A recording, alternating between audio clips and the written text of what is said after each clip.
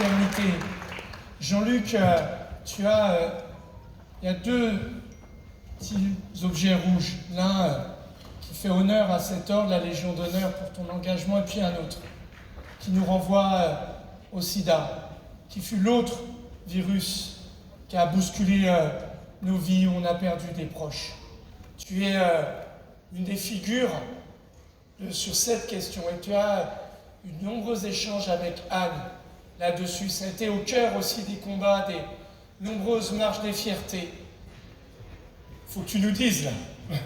Non mais juste avant de venir là-dessus et de parler de Anne, pour laquelle on est tous là, je voulais te dire à Martine Aubry tout à l'heure ce qu'elle a dit pour les gens qui vivent, donc qui sont de cette région, qui vivent dans cette région de la solidarité, cette région du travail.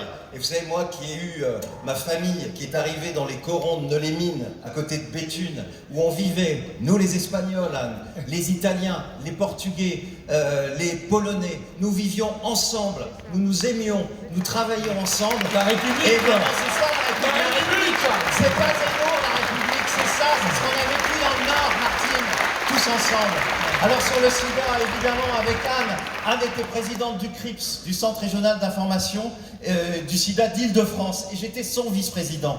Et elle m'avait choisi pour que je sois son vice-président. Et ça fait 20 ans qu'on a travaillé sur cette cause. Quand elle est devenue maire de Paris, alors qu'on nous disait les élus locaux, ils n'ont pas à s'occuper du sida, le sida c'est l'État. Eh bien Anne, elle a fait un appel de Paris, la même année où elle était élue. Des centaines de villes dans le monde se sont mobilisées. Et aujourd'hui, peut-être, grâce à Anne, on aura peut-être un monde sans sida.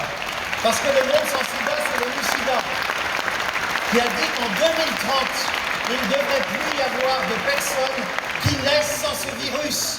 Eh bien, Anne, elle sera, j'en suis sûr, la présidente de la fin du sida, parce qu'aujourd'hui, on ne fait rien, on ne parle plus du sida. Certes, il y a la Covid, il faut se battre, mais aujourd'hui, pas loin d'ici, à 3 heures d'ici, en Russie, les gens meurent du sida, comme on mourait dans les années 80. Alors Anne sera la présidente de la lutte contre le sida. Et sur les questions des discriminations, si on va jusque évidemment, les questions LGBT. C'est d'ailleurs la première fois que j'ai vu Anne, tu t'en rappelles, c'était en plus dans le 12e arrondissement, à Daumesnil, au lancement de la marche des fiertés. Et je suis aussi chalut avec Vincent Autain, le premier marié qui est dans la salle. On peut applaudir. À Montpellier. Chez toi. Et puis après temps, merci Vincent d'être là. Merci Vincent de soutenir Anne. Eh bien, Anne a toujours été là et c'est la première maire, parce que parfois on peut dire on n'en fait jamais assez. Mais dès qu'elle est arrivée, il était interdit d'avoir des drapeaux arc-en-ciel à Paris. Eh bien, le premier jour où elle a été là, les drapeaux arc-en-ciel sont là et c'est un symbole. Et je ne dirai pas tout ce qu'on a fait dans ce domaine à Paris, mais je peux vous dire qu'elle a un sacré bilan. Merci Jean-Luc. Alors, Jean-Luc, tout à l'heure on a vu un film.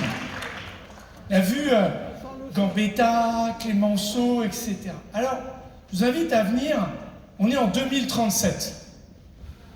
Les plus jeunes seront là, mais on sera là. Puis regardons le film parce que la gauche c'est un flambeau. Et Jean-Luc, Anne est présidente de la République, et quel grand texte, quelle image on regardera en 2037 de la grande loi sociétale, comme on le dit, qui va changer dans l'intime la vie des gens. Ceux qui vivent à Paris savent que quand Anne fait un engagement, elle le tient, même s'il n'est pas populaire, parce qu'elle sait avoir du courage et aussi du cœur. Eh bien oui, il y a un engagement qui est important aujourd'hui. C'est le droit de mourir dans la dignité. C'est le droit de choisir. Ce n'est pas imposer quoi que ce soit à qui que ce soit. C'est permettre à chacune et chacun d'entre nous, au dernier moment, de dire je veux mourir le plus tard possible ou je veux partir. Parce que dans une république laïque, il n'y a pas un principe supérieur qui vous oblige à mourir le plus tard possible et dans la souffrance. Eh bien Anne, si elle est présidente, et je le sais parce que ça fait 20 ans aussi Anne, qu'on travaille sur cette question, on est souvent désespéré de voir qu'elle n'a pas avancé. 5 années de mission sans arrêt. Et hier, c'était les Anglais qui le votaient encore. On est entouré aujourd'hui, n'est-ce pas Martine, la Belgique à côté depuis 20 ans le fait. Eh bien avec Anne, dès son élection, on aura cette grande réforme sociétale, cette ultime liberté qui repose sur notre devise républicaine, la liberté de mourir le plus tard possible, ou de partir quand on le souhaite. L'égalité, parce qu'aujourd'hui, si vous avez de l'argent, vous pouvez aller en Suisse, les autres ne peuvent pas mourir comme ils souhaitent. Et la fraternité, parce qu'on ne peut plus mourir dans notre pays dans la souffrance, eh bien avec Anne Hidalgo, on aura cette réforme, c'est ancré dans ses gènes. Ce sont des réformes importantes pour elle, et j'y crois. Et donc, eh bien oui, il n'y a qu'un vote, c'est celui du courage, mais aussi celui du cœur, et c'est Anne Hidalgo. Merci Jean-Luc, merci. Si cette grande loi de liberté, tu l'as dit, grande loi de liberté, c'est la gauche. C'est Anne Hidalgo qui la portera. Et là encore, la gauche aura rendez-vous avec l'histoire. Merci de ton engagement. Merci Jean-Luc.